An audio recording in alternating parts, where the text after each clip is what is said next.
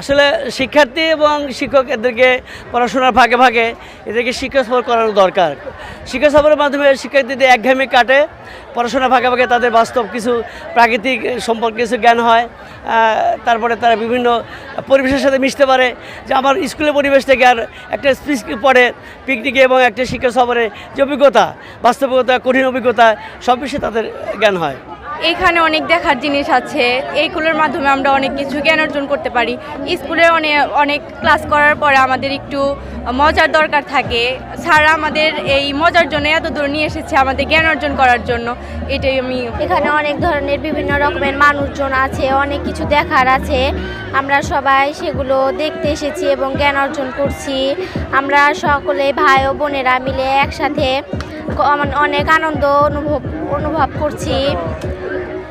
আরও পাশাপাশি অনেক কিছু বুঝতে পারছি। আমরা বেলকুচি থেকে আসছি, আমাদের আলিমউদ্দিন উচ্চ বিদ্যালয় থেকে বাবুর্চি হিসাবে আমরা এখানে আসছি আর কি, বেড়াইতে।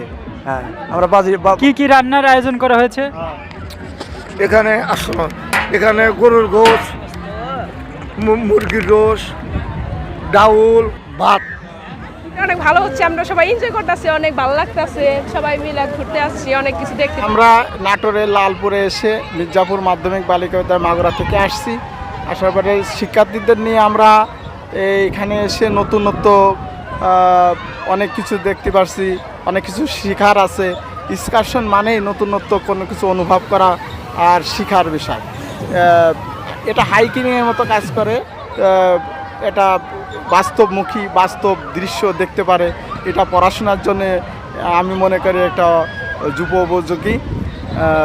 অতএব সর্বোপরি আটোরের আমরা পাঠ্যপুস্তকে দেখছি যে আটোরে লালপুরে অনেক গরম উষ্ণ, কিন্তু এখানে আবহাওয়াটা এখনও ভালোই আছে এবং মেয়েরা সমস্ত কিছু দেখে খুব উপভোগ করছে ভালো। আমরা মির্জাপুর স্কুল থেকে এসেছি। এই জায়গাটা খুবই আকর্ষণীয় এবং দেখতে খুবই সুন্দর। আমরা এই জায়গাটা খুবই এনজয় করছি।